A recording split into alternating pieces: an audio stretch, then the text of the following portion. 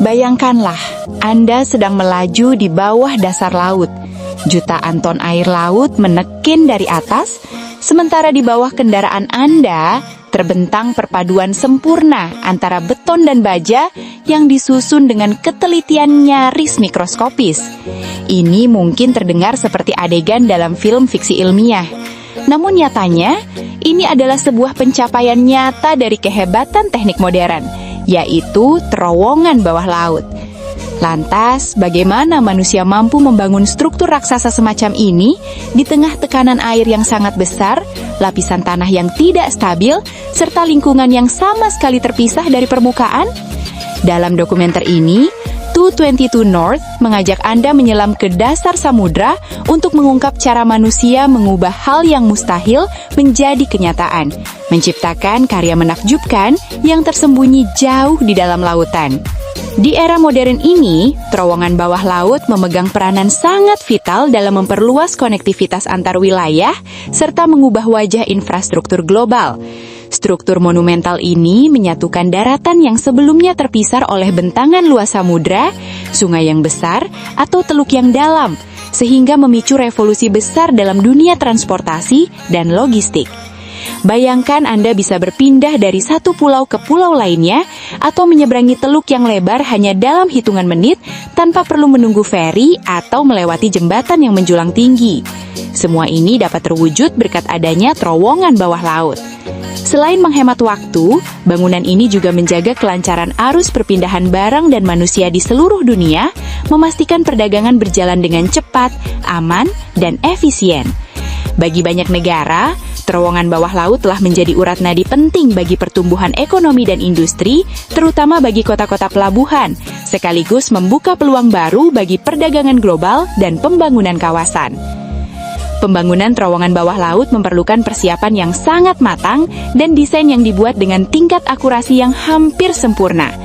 Setiap tahapan dihitung secara rinci untuk menjamin kelayakan serta keamanan proyek secara keseluruhan. Tahap awal dimulai dengan melakukan survei menyeluruh terhadap dasar laut. Para insinyur mempelajari topografi bawah air, mengambil sampel tanah, dan menganalisis lapisan batuan guna mengetahui struktur geologis, tingkat kestabilan tanah, serta potensi bahaya yang mungkin mengancam proses pembangunan. Selain aspek teknis, pertimbangan lingkungan juga menjadi prioritas utama sejak tahap perencanaan hingga desain. Tim proyek wajib menilai dampak yang mungkin ditimbulkan terhadap ekosistem laut, memastikan kelestarian spesies terjaga dan habitat alami tidak terganggu secara berlebihan. Untuk mewujudkannya, mereka menerapkan langkah-langkah pengurangan kebisingan saat konstruksi berlangsung, bahkan terkadang membangun terumbu atap buatan guna menciptakan tempat tinggal baru bagi biota laut. Setelah survei selesai dilakukan, tahap konstruksi pun dimulai. Metode tabung terbenam atau immersed tube merupakan salah satu teknik yang paling umum digunakan. Prosesnya diawali dengan pembuatan segmen-segmen beton bertulang yang sangat besar di daratan.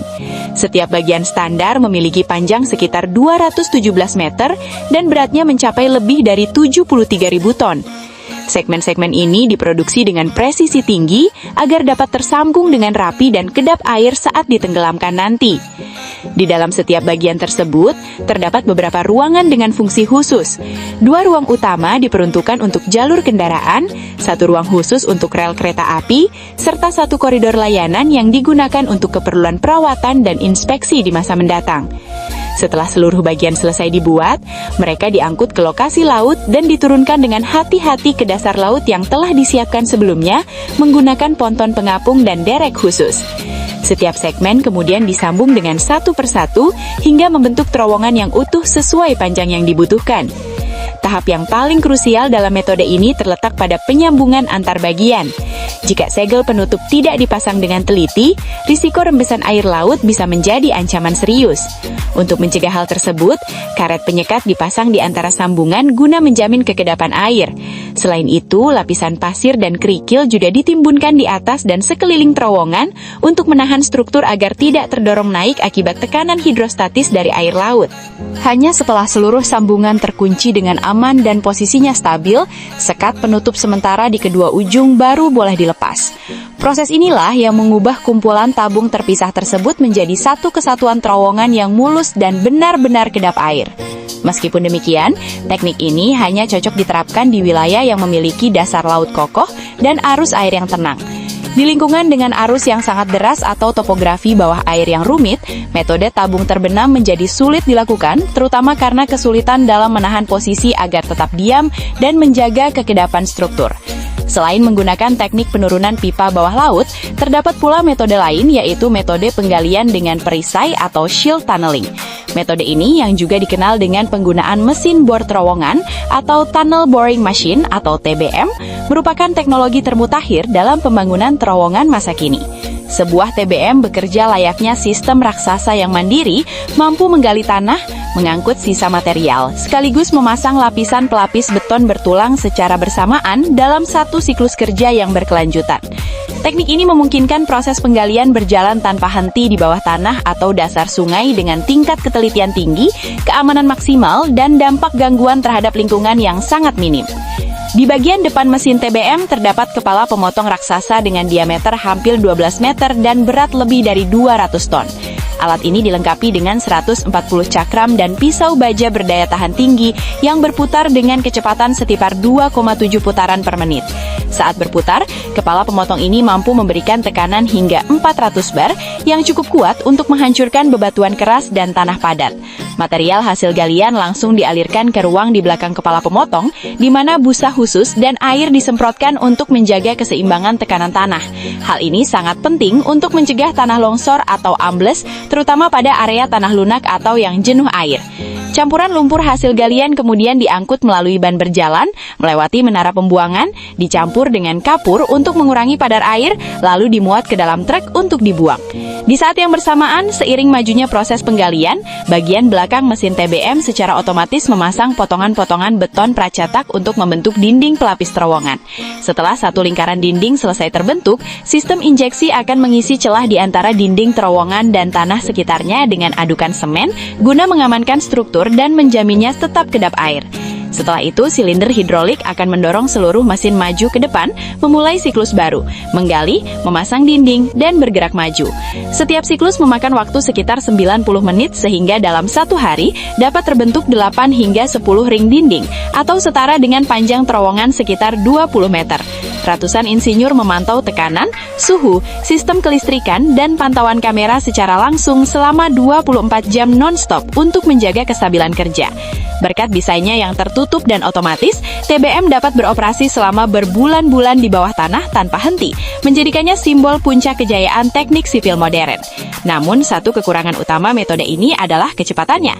Saat menemui batuan yang sangat keras atau zona dengan tekanan yang tidak merata, para insinyur harus menarik mesin dan beralih ke cara lain agar pekerjaan dapat dilanjutkan dengan aman. Berikutnya adalah metode lain untuk pembangunan saluran bawah tanah, yaitu metode bor dan ledak. Di area dengan formasi geologi yang keras atau di mana mesin bor TBM tidak dapat bekerja secara efektif, para insinyur terpaksa kembali menggunakan metode bor dan ledak. Ini adalah teknik tradisional namun masih sangat umum digunakan dalam konstruksi bawah tanah. Berbeda dengan operasi TBM yang berjalan terus-menerus, metode ini dilakukan secara bertahap dalam siklus, membor, meledakkan, membersihkan material, menopang dinding, dan memperkuat struktur. Proses ini menuntut ketelitian tinggi dan kepatuhan ketat terhadap prosedur keselamatan.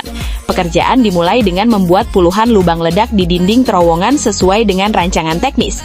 Bahan peledak berbentuk kartridge dimasukkan jauh ke dalam setiap lubang, dipasang alat peledak listrik dan dihubungkan dengan tali peledak yang dikelompokkan untuk mengatur urutan ledakan.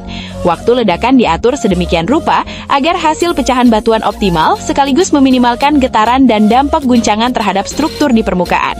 Seluruh bahan peledak di-scan, diuji dan disertifikasi aman sebelum dibawa ke bawah tanah. Saat persiapan, sistem ventilasi dimatikan sementara dan tekanannya diturunkan untuk mencegah pipa ventilasi terlepas akibat gelombang ledakan. Sebelum diledakkan, tim memeriksa resistensi arus listrik dan memastikan semua sambungan dalam kondisi baik. Ledakan baru akan dilakukan setelah seluruh syarat keamanan terpenuhi. Saat perintah diberikan, sinyal listrik memicu detonator dan menghancurkan batuan di depan sejauh kira-kira 1,5 meter. Setiap ledakan, pekerjaan dihentikan minimal selama 20 menit untuk pemeriksaan dan sirkulasi udara. Rata-rata, setiap ledakan menggunakan bahan peledak antara 80 hingga 90 kg, dengan frekuensi 9 hingga 18 kali ledakan per hari, tergantung kondisi tanah dan skala proyek.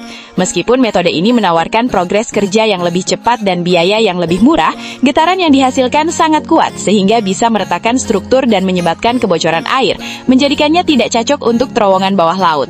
Selain itu, gelombang kejut dapat berdampak buruk bagi kehidupan laut. Oleh karena itu, teknik bor dan ledak biasanya hanya digunakan untuk terowongan di pegunungan atau penggalian di tanah kering di mana metode TBM dan tabung terbenam tidak dapat diterapkan. Jika ketiga metode di atas tidak memungkinkan, pilihan terakhir yang diambil adalah metode penggalian terowongan tradisional. Ketika kondisi geologi atau tekanan air yang terlalu tinggi membuat penggunaan TBM maupun metode tabung terbenam tidak mungkin, para insinyur akan beralih ke metode galian manual tradisional. Prosesnya diawali dengan pembuatan sumur vertikal utama yang menghubungkan permukaan tanah hingga ke level rencana terowongan. Sumur ini menjadi jalur utama proyek yang digunakan untuk mengangkut pekerja, mesin, material, dan sisa galian keluar masuk lokasi. Tanah dan bebatuan yang digali dimasukkan ke dalam wadah tertutup, lalu diangkat ke permukaan menggunakan derek untuk diproses lebih lanjut. Di wilayah di mana penggunaan bahan peledak dilarang atau kondisi tanah terlalu lunak dan tidak stabil, tim kerja beralih menggunakan alat pemotong hidrolik untuk membelah lapisan sedimen. Meskipun teknik ini berjalan lebih lambat, namun mampu menekan resiko terjadinya penurunan permukaan tanah secara signifikan, serta menjamin kestabilan struktur terowongan. Setelah setiap tahap penggalian selesai dilakukan, bagian dinding yang baru terbuka harus segera diperkuat dengan penyemprotan beton, shotcrete.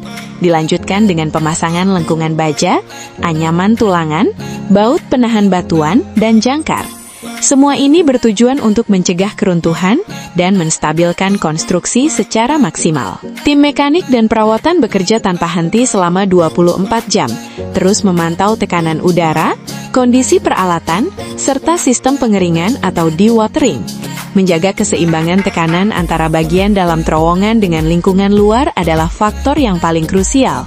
Segala ketidakseimbangan yang terjadi bisa menyebabkan air laut merembes masuk dan berpotensi membanjiri seluruh bagian terowongan dalam sekejap. Dengan menggabungkan prinsip-prinsip teknik klasik bersama teknologi pemantauan modern, metode penggalian tradisional ini tetap menjadi solusi yang andal untuk proyek terowongan bawah laut di lokasi dengan geologi rumit.